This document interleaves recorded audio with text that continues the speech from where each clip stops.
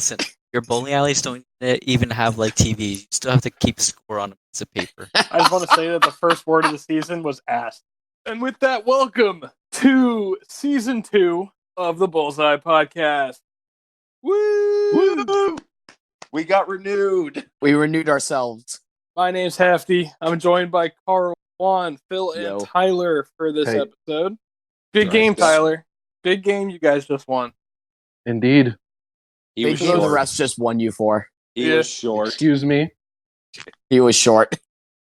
Yeah, because the Seahawks were definitely going to not stop us on fourth down. Oh, they 100% weren't, but at the same time, I'm still annoyed by that spot. Considered a makeup call for the non-recovered fumble from the first quarter. I didn't see that. I was busy playing soccer.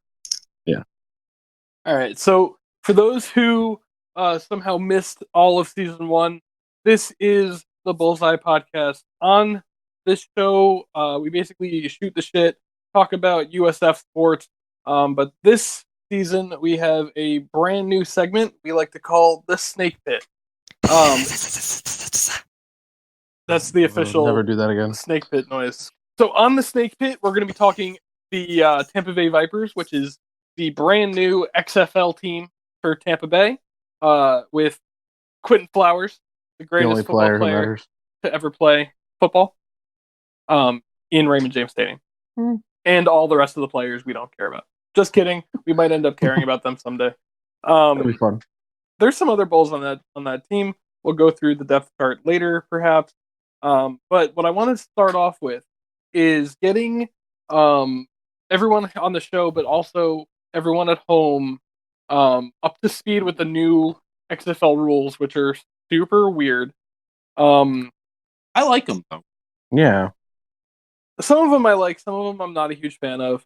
The multiple forward passes, I think, is going to be the Quentin Flowers special.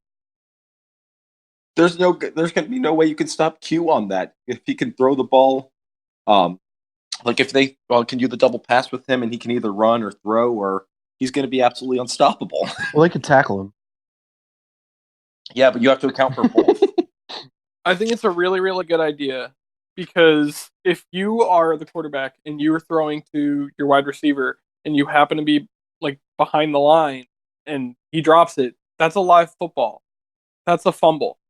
So having the multiple passes behind the line of scrimmage as an option, I think is going to limit those hits that people take, like from the blind side, waiting for that ball. But they're also going to be. It's just a whole new dynamic. It's super, super helpful, I think, to the offense. Which a lot of these rules are more helpful towards the offense than the defense. Yeah, they're definitely going for trying to make it look like Madden scores. Yeah, I mean, they want excitement. Excitement usually comes from the offensive side of the ball. There's 3-point conversion. And 2 and 1. They're eliminating field goals. Not field goals. They're eliminating the extra point kick. Or kickers. Yeah. So after scoring a touchdown, teams have 3 options. Conversion on a scrimmage play from the 2-yard line is worth 1 point. From the 5-yard line, 2 points. And from the 10-yard line is 3 points. That's going to be this is going to lead to really, really high scoring. I don't think you're going to see many teams go for 2. I think it's going to be 1 or 3. Yeah, 2 from the 5 seems a little weird. You would think so, but they actually do this in intramural flag football back at USF and probably intramural football leagues across the country. Same here. Where they have the 1, 2, and 3 spots. And yeah, 2 is the least common, but you do see it a fair amount. 2 was the most common in my league. 2 is the most common in your league. I saw a lot of 1s and 3s when I was reffing for USF. Because it's like, you might as well just go, if you're going to go back that far, you might as well just add on an extra 5 and go for 3. Yeah. I feel like at the 5-yard line, I actually give 2 than being close. I agree. Because I think the thing about the 3-point conversion that's going to affect the an actual football league is the fact that they'll just stack the end zone with defenders and just tackle them before they actually gets there because they have to gun it for the end zone no matter what. Even if they check it down, then it's like okay, everyone collapses. Teams score from the 10 on goal to go situations. I think you're going to see a lot of really, really intense fourth quarters that are down to the wire where a team is like, maybe they haven't played their best the entire game, but they score a touchdown, and if they go for 3, that's a 9-point turnaround on one score, which is insane. They're going to be able to come back in games when in the NFL maybe they couldn't or shouldn't be able to. Another way they'll be able to come back in games is there's something called the comeback period now. In the NFL, the game clock stops with 2 minutes left in the second quarter, 2 minutes left in the fourth quarter, after an incomplete pass when a player runs out of bounds or when they call a timeout. The new rule for the XFL is the clock will stop after every play during the final 2 minutes of each half. Not completely. It'll restart after the first 5 seconds of the play clock runoff when the player lands inbound. So the clock will run a little bit, but it will take some time. They will have to spot the ball, and then they won't start the play clock till they spot the ball. And once the play clock runs 5 seconds off, then the clock will start running again. So most teams will be able to get a play off if they're moving quickly by the time the clock starts. I kind of like that, especially with the NFL, and especially in college. If you get a first down, the clock stops while they reset the ball. Well, that doesn't exist in the NFL. I kind of like that, especially it's not your fault that the ref may be taking his time to spot the ball.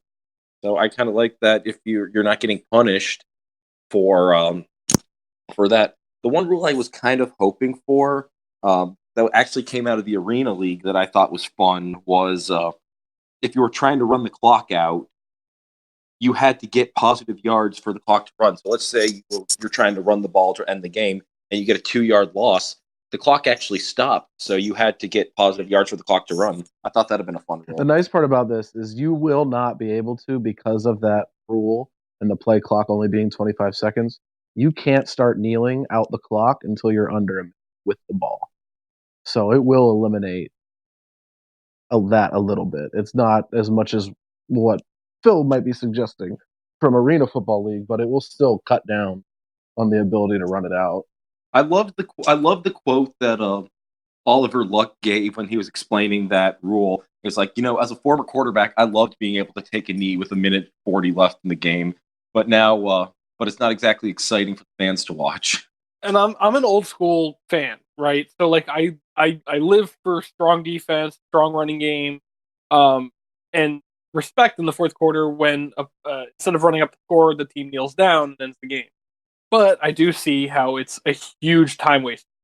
Even in the game we just saw, all right, it's questionable first down by the Packers. All right, that's bad reffing, but that's another conversation for another day. And then they kneel the ball out for 1:30, and it's over in a playoff game. The XFL, it'll be a little bit different, and I'm excited to see both teams play their hardest for the entire game. The next big rule, I think, is the 25-second play clock. The NFL gives you 40 seconds. They're saying that the reason for a 25-second play clock is it's really 32 because it takes 7 seconds on average to spot the ball. So you're only losing really 8 seconds. And to speed up the game, minimize downtime between plays, and it's gonna be more football, I guess, because you're adding a few more seconds every play, so there's gonna be more on-field game time. So my thing with that whole thing is that if they're going to have to cut down on commercial breaks significantly, or else these games are going to take forever because of that. Oh no, what will we do without no, that? They're not. No, they're not going to, because incomplete passes and out of bounds plays don't stop the clock. So that'll offset it right there. Okay, true. That's true. I mean, that'll take care of it. It's a running game clock. I'm not sure I like that out of bounds doesn't stop the clock. I feel like the only reason to go out of bounds is stop the clock. or to not get hit. Yeah, that Right. too. I mean, I'm fine with it because, and like Carl said, if that wasn't a thing, the games would take forever. So they Right, kind of this needs needed it. They needed it. As far as I can tell, this is supposed to be a little bit more concise, like in and out of the stadium in 3 hours or so. And if the play clock plus NFL stoppages, then games would suddenly be like 5-6 hours long because you're getting a ton of football in, and then suddenly every time they change possession, you gotta have like a minute and a half commercial break. Mhm. I did think it was interesting too, and it's not so much with the time, but since they shortened the play clock, they gave every skill position player on the offense a headset in their helmet for communication, because that was my initial concern. It was that if with the 25-second play clock, you wouldn't be able to get the play call. But I'll be curious to see how many actual huddles are in the XFL with them Well, I all mean, having. No huddle offense. You don't need it if everybody has that. If everybody has that, you don't need it. I mean, The linemen don't have it. They still need to know the play call, so they'll I have would to. give it to the but center. what you can do, You have- is just have the lineman line up, and then just have pretty much what the quarterback's doing, where he's just calling out protection, like you do anyway. Or Yeah, hold but up they need to giant know if sign- it's a run or a pass. That's true. or just hold the signs on the sideline like you do in college. We'll see some interesting stuff. Like I said, I don't think we're going to see traditional huddles, but they're going to have to be giving the plays to the linemen in Yes. some way. So it'll be interesting to see how they deal with that. They'll probably do some kind of code, I guess, like for like calling out what the defense is doing, but also the snap count. How are the linemen going to know the snap count? Which is, I think, more important than even the play sometimes, because I think hopefully this doesn't lead to more offsides calls and false starts when you're in these no huddles. At the same time, though, how do you know the? I would at snap least count? give it to the center, the mic or the headphone. Play devil's advocate, though. I mean, what's the difference between like if you're running a no huddle offense, getting the lineman the snap count? Yeah, I agree. You don't want to run your whole off, is what I'm saying. So they'll come up with a different way. I'm very curious to see what they're going to do with it. So teams will only have 2 1-minute timeouts per half instead of 3. Again, this is to keep it going for keep the game going as long as possible in the shortest amount of time. It seems like every single rule is targeted towards this. I'm not sure it's necessary to take away a timeout when every other rule is all about making sure the game just keeps going. I feel like if for football strategy, timeouts are strategic. You have to make sure you call them at the right time, and maybe 2 in the first half makes more sense than 2 in the second half. I don't know. What do you guys think about 2 timeouts and a half? I'm fine with it. Fine. It seems, at least of the few playoff games I've been able to see, most of the timeouts are being used just to stop the clock. I do see on occasion some coaches what they'll do in the first half if they say they're not going to use all 3 timeouts. They'll line up a certain set just to see how the defense lines up. Then they'll call a timeout. You see that on occasion, but it doesn't impact me either way. I think 2 timeouts is fine. Okay. Would you rather have 2 1 minute timeouts per half, or 3 30-second timeouts? I mean, at the end of the day, it doesn't matter. We're going into the half with 2 timeouts in our pocket. Maybe, and just more for the fun of Thanks, Coach speculation. Charlie. Maybe too soon. My Too soon. The season's over. Yeah, It's season I know. 2 soon. my favorite rule change from all of this though is I love the kicking and the punting. Agreed. Unfortunately, the punters, not going to be as important, but I love What's the rule? that There's a bunch. So the kickoffs are now from the 25-yard line. Okay. And he must kick the ball in the air and in play between the 20-yard line. So he can't kick it into the end zone. Out of bounds kicks and kicks that fall short of the 20-yard line result in a legal procedure penalty, setting it to the 45. I think that is so. It will bring kick returns back that we haven't seen in the NFL, period. What I love about it is that the visiting team or the kicking team is going to start at the 35, and then the receiving team starts at the 30. I have the exact language if you want to read it. It says the coverage team lines up on the return side 35-yard, and the return team lines up on the 30. Each team must have 3 players outside the hash marks on both sides of the ball and cannot move until the ball is caught by the returner. So only the kicker will be back on the 25-yard line. Everyone else will be on the other side at the 30 and the 35 staring at each other until the guy catches the ball. And then it's just all hell's going to break loose. I love going to be insane. I love that because it gives both sides an even shot to, either stuff the return man or to set up a big return. Mm-hmm. Speaking of trying to barrel at you for 60 yards, trying to knock your block off, the original XFL didn't give the punt returners blockers. And in the second game, they had to change it because someone's career ended. So they went. So the XFL went from like super extreme to really, really trying their best with health and safety for the player.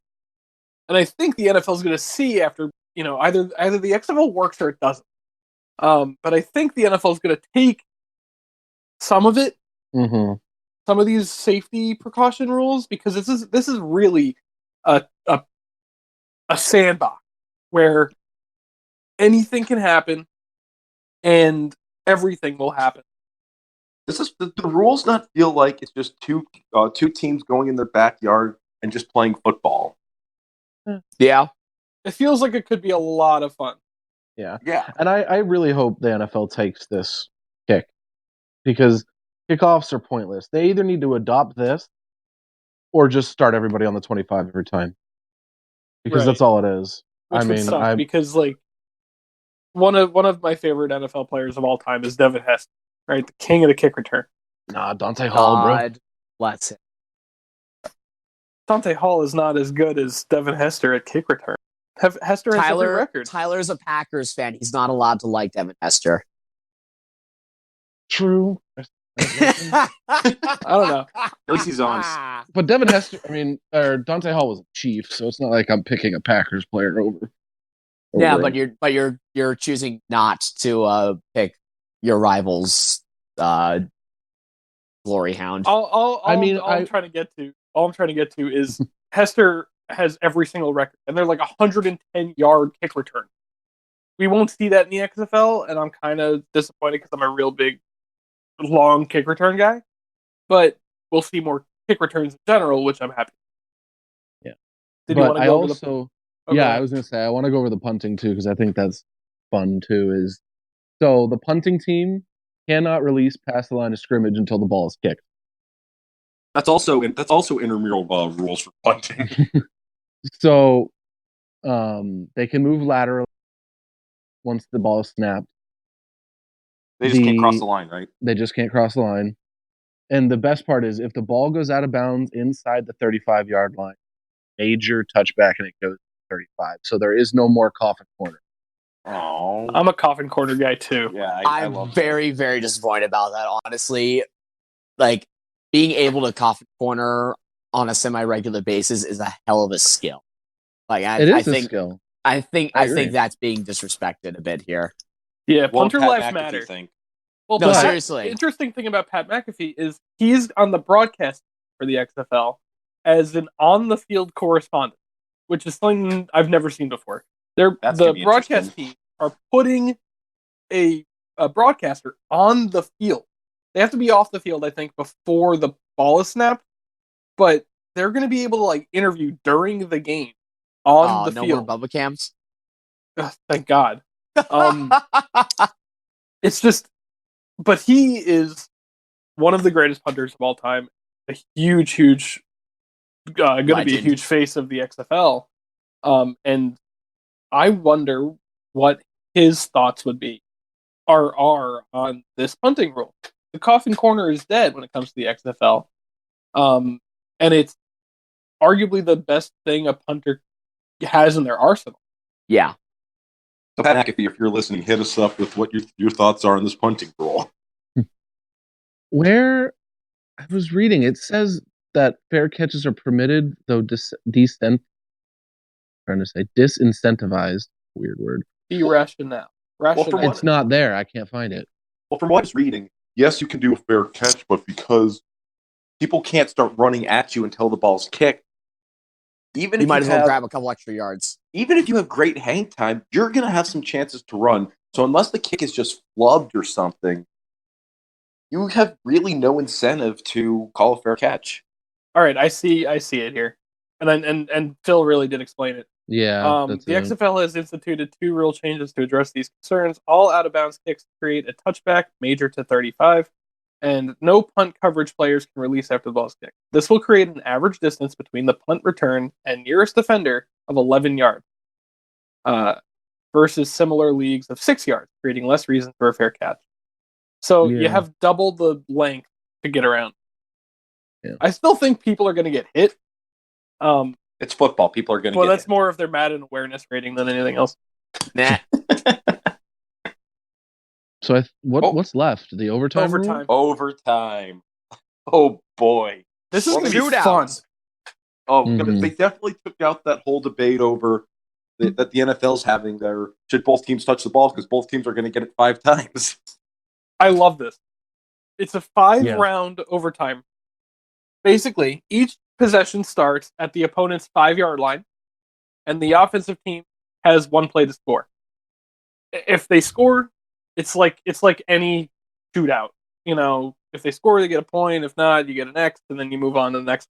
I think you get 2. I think you get 2 points for each conversion. Yeah, two points per conversion, but you get it. Yeah. So the defensive team cannot score. If you turn the ball over, you can't run it to the end zone and have it do it.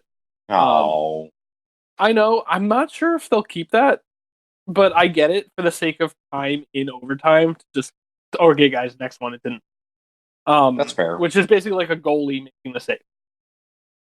And then booting it 100 yards into the other net. Right.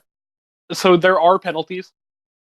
It'll be moved back from the previous spot. I don't see yardage though. I'm assuming No. it's 5 If yards. there's a penalty, you just fail. It says if pretty the sure. offensive team commits a pre-snap penalty, the ball will be moved back from the original Oh, a spot. pre-snap. If the one Yeah. happens in the run of play, it's just you don't get it. Your try's over. It doesn't Yes. move back. Which I like that a lot. You don't get to retry that. It's just Yep. you fucked up. You're done. Yep. Eat I guess shit that and means die. I guess that means that if you see the play's not going to work, you just hang on to somebody's jersey, get a 10-yard penalty, and try it again. If the defensive team commits a penalty, the offensive team will be allowed to reattempt from the 1-yard line. That's interesting. I mean, that's pretty much half distance of the goal anyway. Right. And if a team has been mathematically eliminated before all 5 rounds are over, game is over. Like, there's no reason to keep going. You're done. It's literally a penalty shootout, and I love it. And if teams are tied after 5 rounds, it continues Sudden until death. someone wins. I love that. There's no ties. It's going to be so much fun. Yeah. I still like college better. I got to admit, but okay, somebody's Siri. It was my Siri, and I didn't even say her name. So I was drinking water. Does this sound like Siri? It was the ice, I think, hitting the top of the thing. I will say though, I do love that. I'm a hockey fan, so I always enjoyed the shootout. We get to watch football with the shootout. Like, how great is this? Yeah, I don't no, it's think gonna it'll be a lot of happen fun. very often, though. If I'm being honest. That's the unfortunate part. Well, fortunate and unfortunate because the way they're setting up the rules, especially with the what do they call it? The comeback period. Yeah, comeback period. They're really trying to set this up that all games are settled in regulation. That said, I would not be disappointed if the first game went to overtime just so I could see how that's going to look like. I'm very excited for it. The last rule change that is really worth mentioning. Oh, there's a few. There's a few, couple left. but the big one is replay. I'm excited that they took the Sky Judge from the AAF. I'm Mhm. so excited for this. No coaches challenges. All plays subject to review from the replay official. I'm not a fan Yep. of that, actually. Why?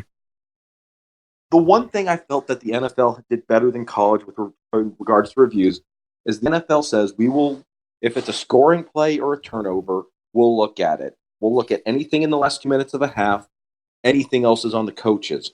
Versus in college football, how much stuff gets checked just for the sake of getting it checked, and that the coaches don't have to do it. And sometimes these games drag on because the refs want to make absolutely sure that he got it all, like on a 3rd and 1 or something, that he got it. And sometimes it's good to check. But how many games have we been? How many USF games have we been to where we're looking at each other like, why are they reviewing this? When Okay, but the they NFL want to- clearly still gets it wrong. So what does it Yeah. even matter? it's Okay, so I don't know, just personal preference. They're All right, making so- it quick though.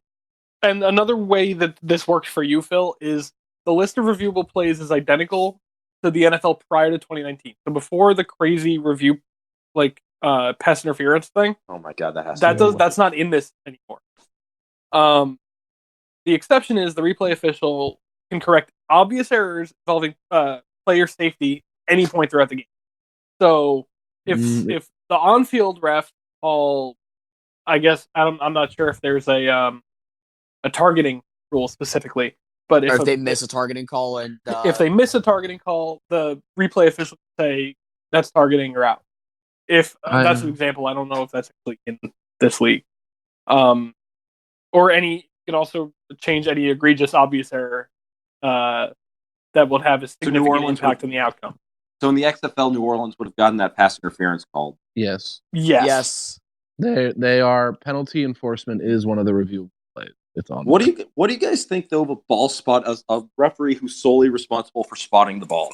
Just That's helps a the good game thing. go faster. I'm about it. The more referees that have specialized jobs, the quicker everything is going to work out.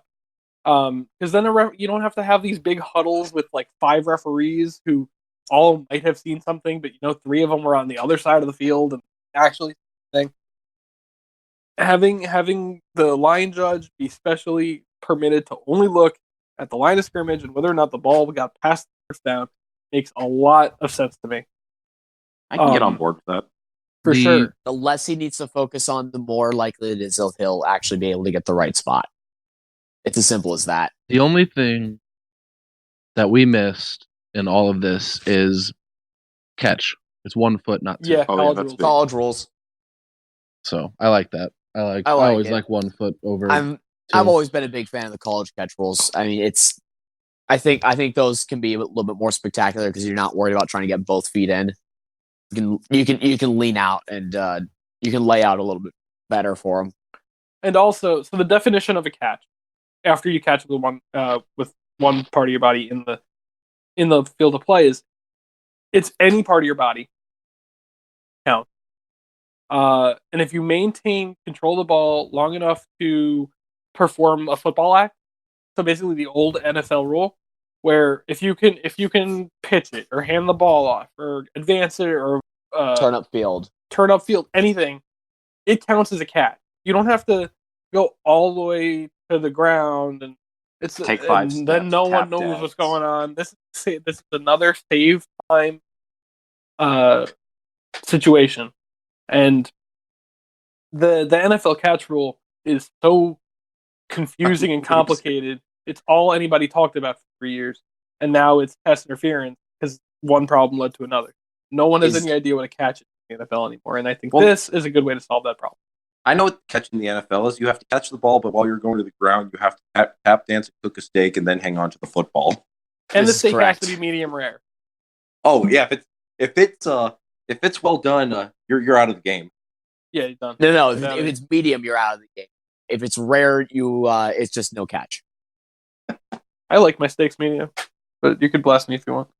I mean, there's nothing wrong with that. Well done. Just get off the planet.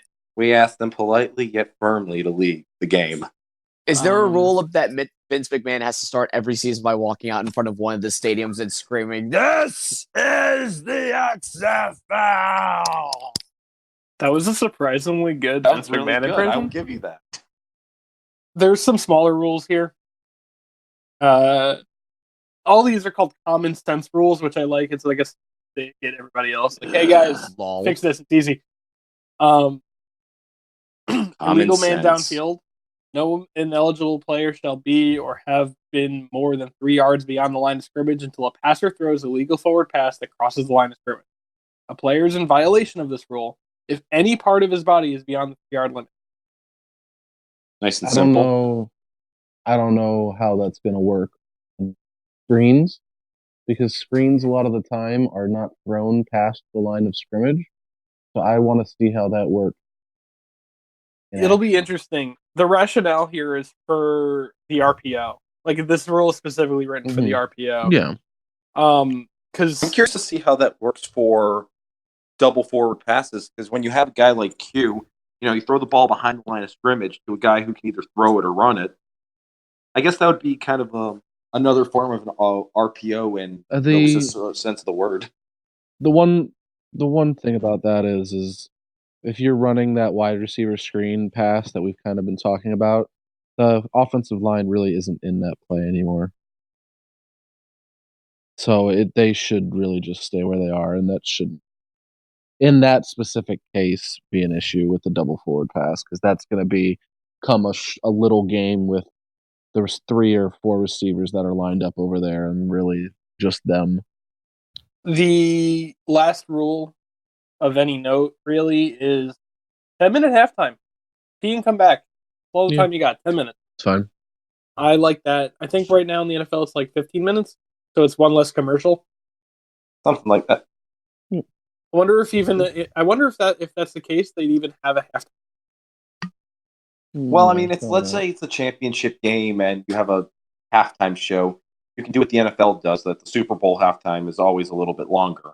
But that's something that No, I'm talking about like the broadcast team having a halftime show, like when you go back and watch stats and other things They'll do going it on. quickly. Also, They'll do a remember, quick with a smaller league, you also don't have as many highlights you have to go over. You're right. They'll probably just run a commercial, have a 2 or 3 minute halftime show, run another set of commercials, and then come back. That's pretty Right. much all you really need right there. I'm good with That'll that. probably be it. I like that it's speedy. I like that it's going to take a lot less time to get through a game, so I can get into the next game, and not be completely drained at the end. And that's something that I've really appreciated. Like when I go watch soccer games, you're in and out of the stadium in about 2 hours. It doesn't Almost take on the dot. forever. Almost on the dot, yeah. And the NFL needs to shorten these things down, because my God, we can't sit there and watch. It's just football overload after a while. I can't believe I just said that.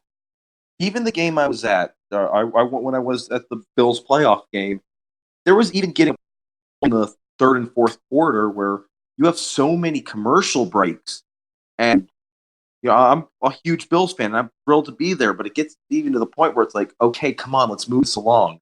Yeah, no, I'm super happy with like all the rules that are going on in the XFL. I think there's room for improvement, but we need to get through season 1 first to go back and take a look at what worked, what didn't work. And I think there's going to be a lot of changes between season 1 and season 2. It's a solid set of test pilot rules, though. Yeah, it's a really, really good thing. They took a lot from the NFL, they took a lot from college, even a lot from what the AAF did. Rest in peace. I think what the XFL is going to be is quick-paced action, football, and not a lot of breaks. I'm not sure how advertisers are going to react to all these rules. I think you're going to see a lot of picture-in-picture. I'm fine with that. Yeah, it should be okay. And I think a lot of stuff is gonna evolve over time, and it's a really good place to start. Isn't that what the AAF was doing, though? The picture-in-picture, that you were always, even when they were on commercial, you always saw the field and like the players in their huddle and whatnot, so you didn't miss anything. Right. That was one of my favorite parts of the AAF. Well, and the NFL's been doing a little bit of picture too. That's fair. I think we've talked rules to death now, though. Yeah, rules are over. You guys want to talk let's talk the Vipers coaches because we have an idea of at least what we've got there. If you are listening to the show and you're confused out of your mind, I don't blame you. The XFL's brand new. The Tampa Bay Vipers are going to be our home team. If you are a Vipers fan, welcome. This is the Bullseye Podcast. If you are a Bulls fan and you're looking for more football, this league starts in February, right after the Super Bowl.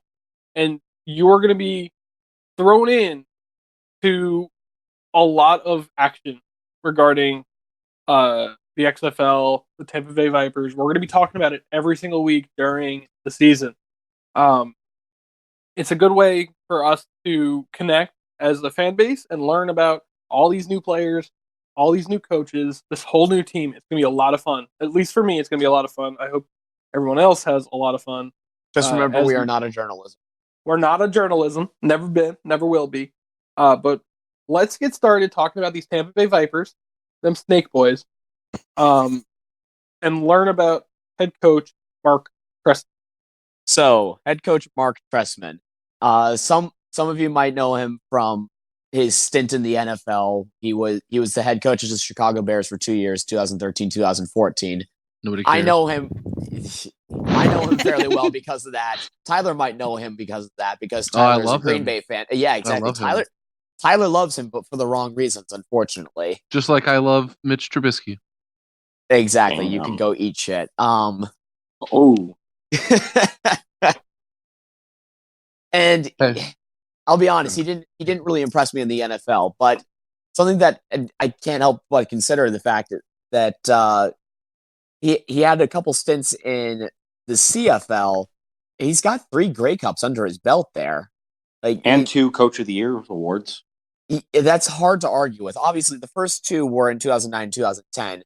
He made his name in the CFL before moving to the NFL, but he went back to Toronto in 2017 and managed to win the Grey Cup that year. But then in 2018 he went 4-14. So not great. He's been a little bit everywhere. Just looking at his resume, he started as a University of Miami coach. If you are listening to the show and you're a University of Miami fan, you're going to like Mark Trestman. He was a coach for Miami from 1981 to 1984 as the quarterback's coach and volunteer assistant coach. Was he? Wait, did he? That means he has a national title ring, doesn't he? Or was that right before they became the national power? I think this is before they were actually good. He almost has a Super Bowl ring too, because he was with Oakland from 01 to 03. Oh no, yeah, okay. Trestman does have a national title ring with Bernie Kosar. Yep. Yeah, 1983. We're looking at the Wikipedia page. This is how we do our research. We're not a journalism. We're not a journalist. We're doing it on the fly, baby. Wikipedia is a reputable source. Changed my mind. Like I was saying, he lost in the Super Bowl against, ironically, the Tampa Bay Bucks. But the horrible Super Bowl. The quarterback that the quarterback of the Raiders that year, Rich Gannon, won the 2002 MVP, and he was the offensive coordinator and the quarterback's coach. He mentored a quarterback while he was the offensive coordinator and the quarterback's coach to a 2002 NFL MVP. But he was 13-19 as an NFL head coach, 68-40 as a CFL head coach. So this is going to be interesting. Yeah, it should be. And he put together a pretty good group of guys underneath him as his coaches. The Tampa Bay Vipers offensive coordinator / receivers coach is Jamie Elizondo. The DC is Jerry Glanville. Quarterback's coach is Josh Nicewander. He can come on the show and tell me his name.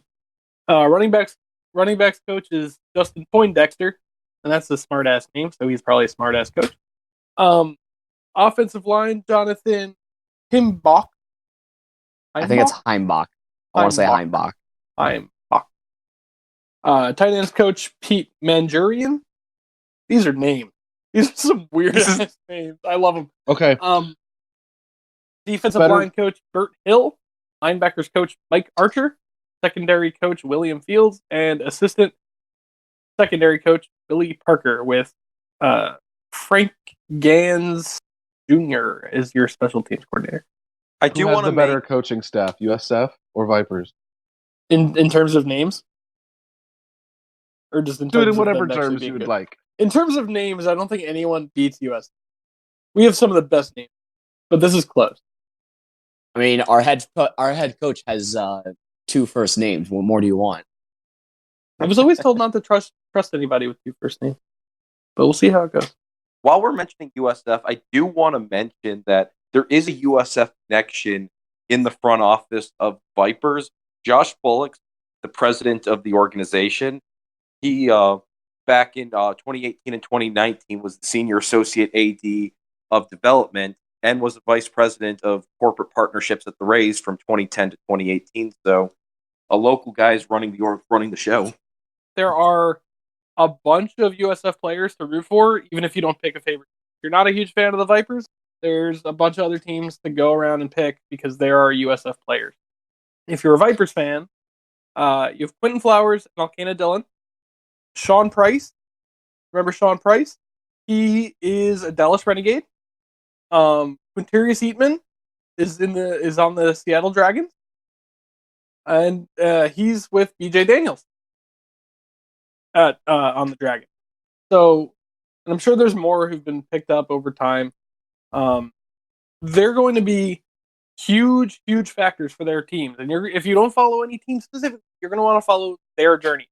And we're going to try to give highlights of their experiences on the field to you guys.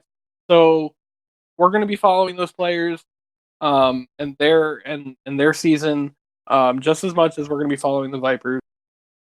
That's what the Snake Pit's all about, is the XFL and all those USF players who didn't get a shake or a fair shake or a good shot in the NFL, proving themselves worthy by kicking ass in the XFL every single week.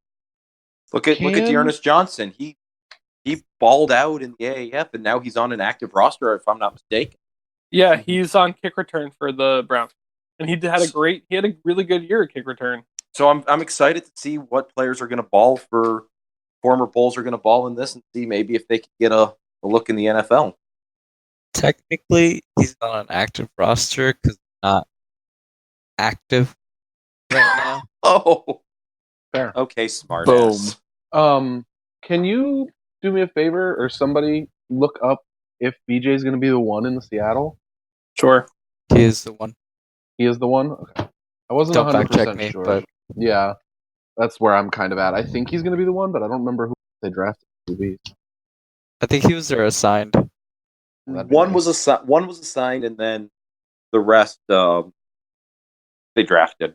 So Aaron Murray was the Vipers allotment, and then Q was drafted.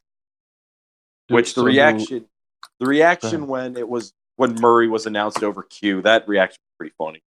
Oh, every single day I see the XFL tweet out about Aaron Murray and their quarterbacks, and we're all like, "Where's Q? Where's Q?" And they finally this week threw Q a bone all over their social media, and on Twitter, everyone went wild because that's our boy. We're supporting him. I think more than the Vipers as a team. We want to see Q shine because we know he's the highest quality QB that they have. Aaron Murray sucked in the NFL. He sucked in the AAF. I don't know why he's still quarterbacking in anything that's not Canada. All right, chill. Yeah, that's a little. Chill. If deserves we're going to be it. a Vipers podcast, chill. You're right. I want Q. He's to not do a what- bad quarterback. He's not a great. We quarterback. just want our guy instead. That's all. Yeah. I'm I would be okay having Murray be the number one quarterback Mhm.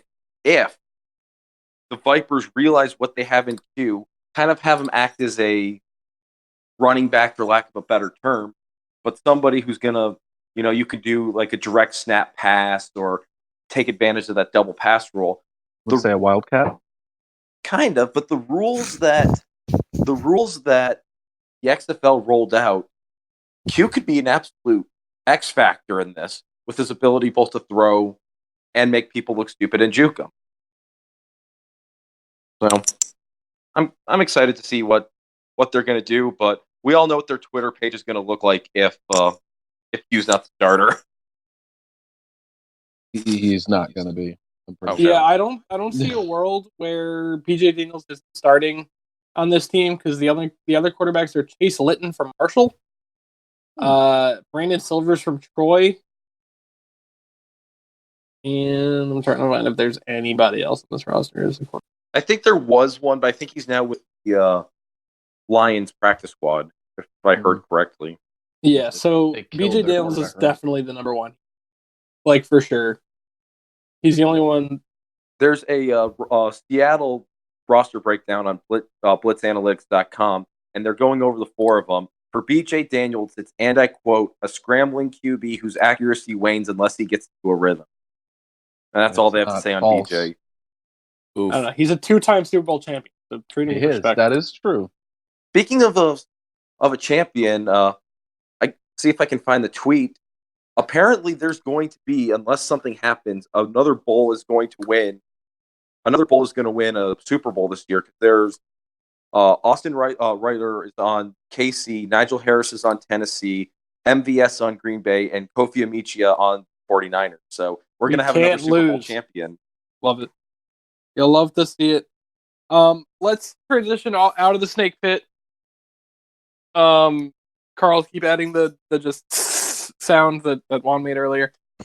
Transition out of that back to USF. Let's talk how we completely flubbed that basketball game. Can No. we just win one for the love of God? No. I saw a really, really depressing stat today. So this year we had a 53-46 lead against Nebraska with 12:30 left in the game. We were up 66-62 against Utah State with 1:06 remaining.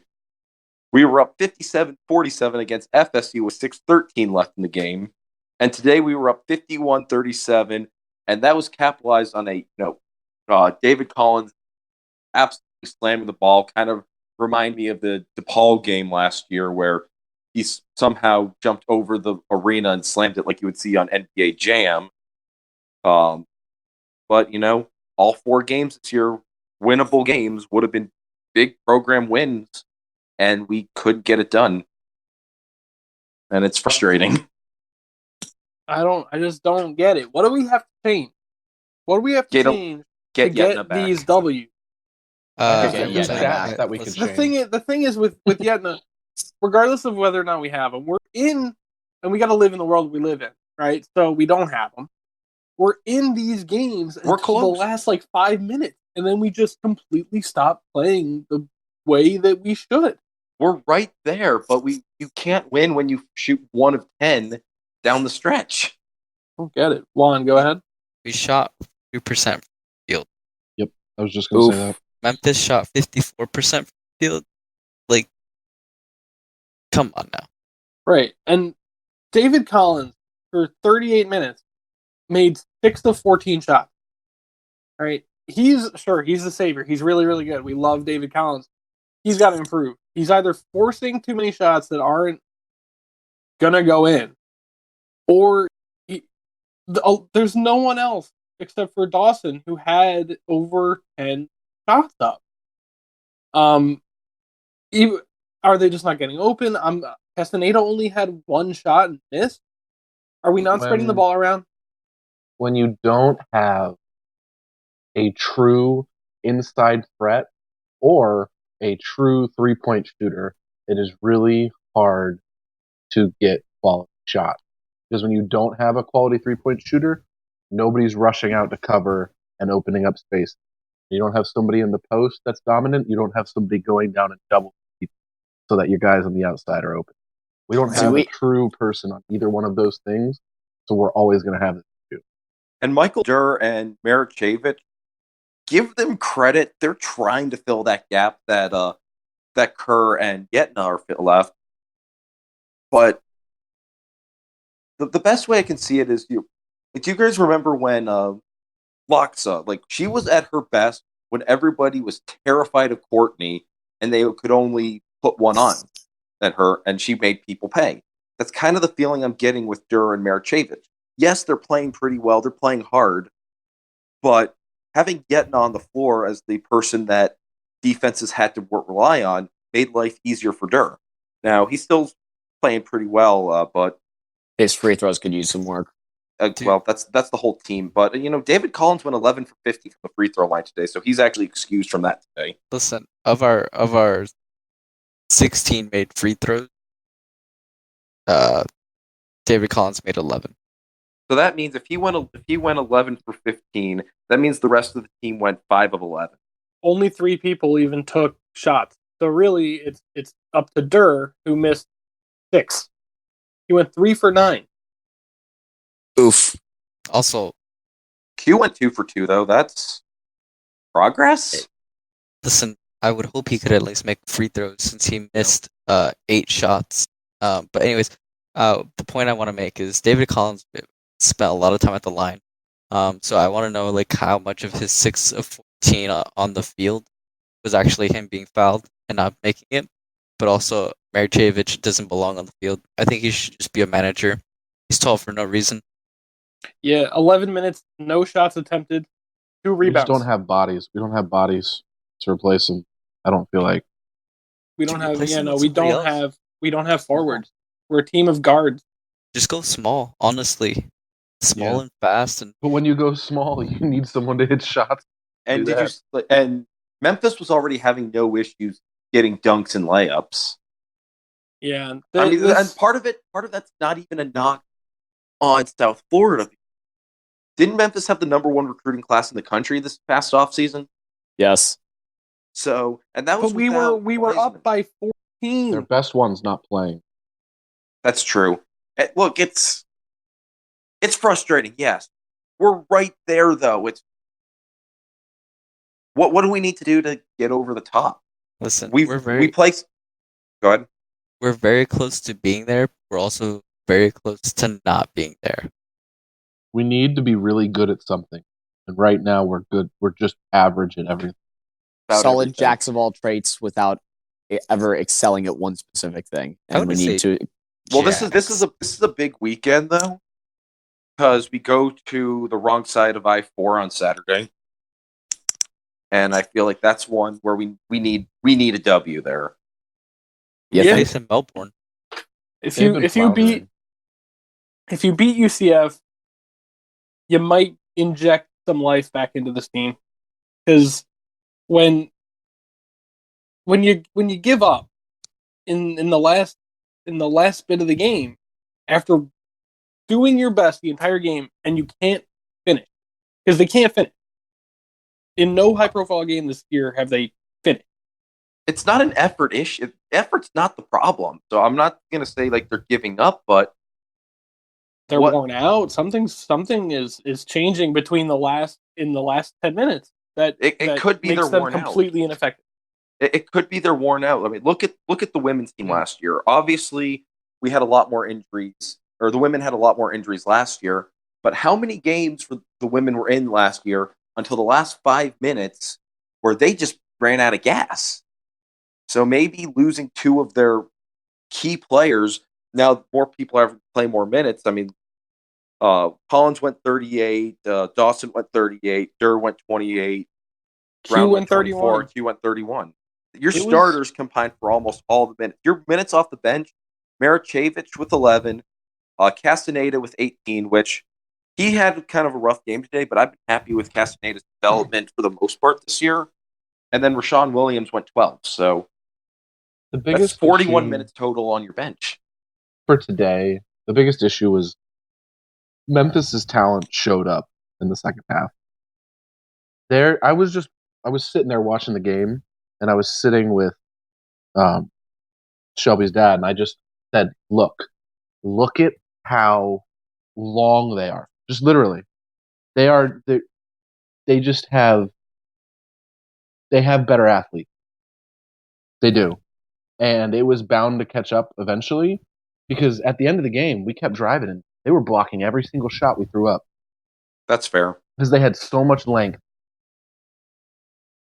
It doesn't provide an excuse for the rest of the games, but I feel like today they just decided to start playing basketball with their talent, because even though they don't have that best recruit, they still have a guy who's projected to go 11th, 10th Yep, in 11. the draft. So it's not like they're devoid of talent. Nobody on our team's getting drafted.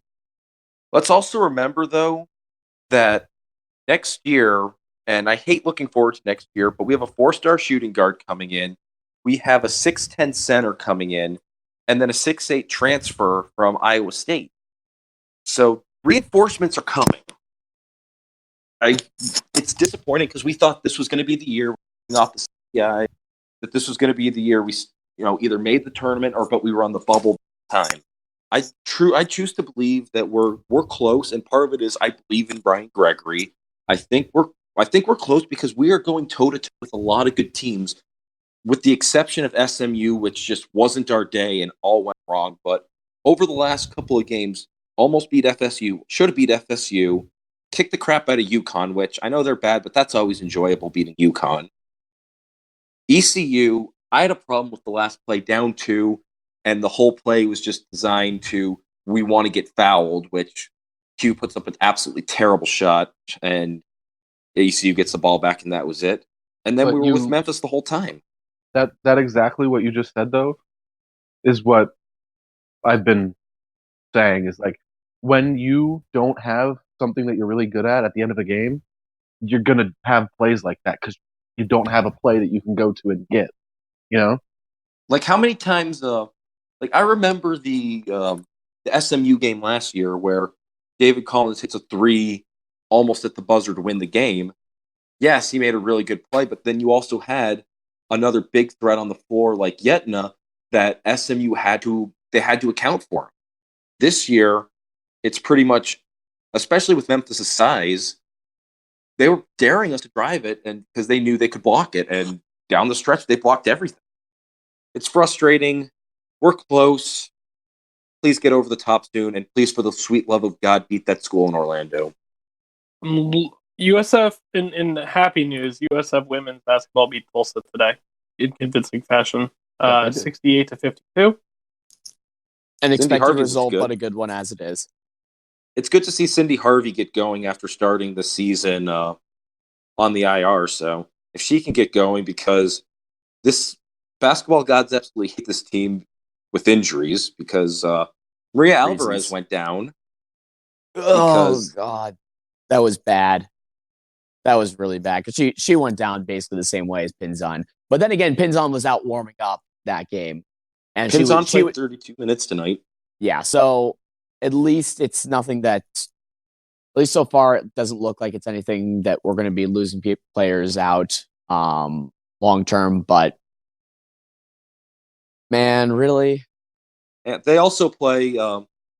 We have a full War on I-4 weekend. The men play in Orlando on Saturday. The women play at home on Sunday. So you're looking for something to do on Sunday, go cheer for the ladies as they're going to want some revenge after 2 tough losses last year. Yeah, let's go get some more on I-4 points. We're actually somewhat in it this year because we took points in track. We took points in running sports. Let's go get the road sign. I want to make a quick shout out to absolute dynasty known as men's tennis, beating the Dirty Birds of FGCU 7-0 over the weekend. Yeah, fuck the Dirty Birds. And then I'm not cursing this season. Frick the Dirty Birds. I'm leaving it in. And then USF hockey split with FGCU over the weekend as well. FGCU won in Tampa, and USF won in Fort Myers. All right. And with that, that's a good amount of Tampa talk. Let's transition. We're going to end the show soon, but I want to know from you guys, this NFL playoff has been a roller coaster. The teams remaining are the Titans, the Chiefs, San Francisco, and Green Bay. Let's go 49ers, baby. Undefeated, never lost. Holy freaking wind. Yeah, someone's breathing really hard into their mic, and it's fun. That's my bad. What are you guys' picks for the AFC Championship game? KC. Had him in the playoffs had him in the Super Bowl since the beginning. Sticking with him. KC. Dude, Titans beat KC in the regular season. Have him back. I want the Titans. Derrick Henry will run all over the. Give me the Titans. I think they'll control the clock, and KC's defense just hasn't proven that they can step up when need be. I'm taking Kansas City because they proved today that you can score as many points as you want. I'm just being contradictory. Yeah, they proved today they can score as many points as they want, and fuck your defense, it doesn't matter. Or frick your defense, it doesn't matter. I'm still leaving that in. That's fine. The Titans are really, really good because of Derrick Henry, and if anything happened to him, they're going to lose a game. If you can stop Derrick Henry, or if you can limit him to under 200 yards, I think Kansas City has a shot. They have one of the greatest arms I've ever seen at quarterback. They have amazing weapons like Tyreek Hill. Their defense isn't the best, but they came to play today. That was an insane second quarter. After the first quarter, they came to play. They were just, it was a handicap. Here's 3 touchdowns. Go ahead. 52. If Tennessee falls behind by any more than a touchdown, it's over. I really think so. For sure. I think that can happen. That's what you have to do to beat Tennessee. You're not going to stop them, but if you can keep them under 100 yards to a touchdown, you'll win the game. All right, thanks for reporting from the ISS. Let's talk the NFC Championship game. All right, 2 of the oldest teams in football going at it. San Francisco 49ers, a.k.a. Juan, versus Tyler's Green Bay Packers. Who do you guys got? Same order. Yeah. I said I wasn't going to say it out loud again. But I picked the Kansas City Chiefs to beat the 49ers in the Super Bowl. So there, I'm not saying picking it, against go himself. Pack, go. Go Pack, go. I'm not saying it out loud. Go Pack, go. Hooray. We have. All right, Phil, stop. Juan was second. Yeah. Listen, 49ers, they're going to win it all. We're undefeated, never lost. I guess the Seahawks are done, so I don't see any reason why you're not. Dude, we faced Green Bay at Green Bay and rubbed them. What are you talking about? Didn't happen. What was it, like 51-7? I think it was 38-7 or 38-10. Tyler, the answer is undefeated, never lost. We were 13-3 too. No, you're like 16-0, obviously. Okay, Charlie Strong. Were we not 7? We did not beat the playoffs. We also beat a team in the playoffs. No, I'm not saying that we're better than you. I'm just saying we're better than Charlie Strong. Is what I'm saying. It's not hard to be better than Charlie Strong when you're in an NFL playoff team. Hey, if you had told me at the beginning of the year Packers would make the NFC Championship game, I probably would have taken. All right. So I got the 49ers simply because Green Bay can fall into a pit. Oof. How are the Bears doing? Huh? How are the Bears doing again? I'm still your rival, so, I don't care. Interesting. Yeah, it was a real good season you had last year. Hey, don't make fun of the Bears. They I had will a make really fun of good the team Bears. in You will not be 1985. able to lose in as memorable fashion as the Bears did. Double doink. Exactly. Double I dare you to try to lose in a more heartbreaking and memorable fashion than that. What's the record? As a Giants what's fan, the worst playoff ever? What's the worst playoff loss ever? That's a good question. I actually don't know. We might need to find that out. hold on, Yeah. wait. Are we talking about only playoff losses? Because the Giants have the most memorable loss of all time with the Miracle in the Middle. I mean, I That didn't- is I accurate. didn't the say the most Seahawks memorable. did get an onside kick off of a Packers face mask to win a game, and then won in overtime. I think that might be a little more miraculous. Matt Dodge is not allowed in New York. Anyways, He's banned. we're tangenting. All right, Tangent Mike. All right, Phil, are you back from Mars? Nope. No. All right. Yeah. Nope. All right. Just say a team, Phil, one word. put it in- San Francisco. here. That's right. We got like half of For it the out. whole Hey, word. we got Francisco, half though. the He's word. in San Francisco. All right, Phil picks San Francisco. I'm taking San Francisco because I really don't want the Green. I don't want the Packers to win. I don't Why, need to see though? what happens when Tyler wins the Super Bowl again. It just I don't need it. Fuck. Yeah, man. It's just it is the way it is. So that's the NFL. Let's talk predictions for the college football finals. I want Clemson because LSU doesn't deserve a title. I want Clemson to win because of our new coach, but I think LSU is going to win by like 30. Yeah, it's kind of the same thing as my NFC Championship pick. I don't want to say it, but Joe Burrow. Now So- that said, I wouldn't hate it if LSU wins by 30 because they've been just so much fun to watch this year, and it's not Alabama or Georgia for that matter. I'm not next. Who's next? the Astronaut. International Space Station. All right, Phil, say which school in one word. Okay, type it in chat, maybe. LSU or Clemson, Phil? Is Phil even in here right now? He is. He's gonna say Clemson. I got a gut feeling. Phil chooses I've- the Buffalo Bills. He's typing. I know.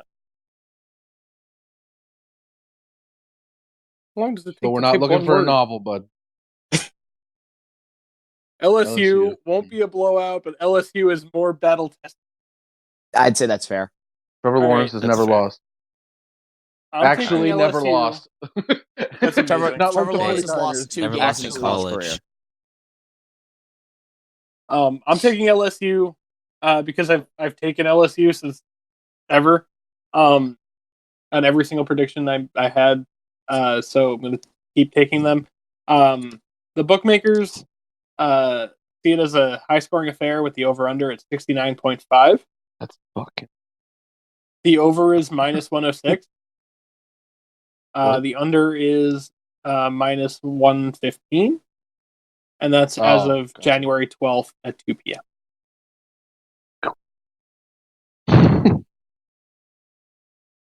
I think that's it. I mean, Yeah. All right. Those are our predictions for the NFL.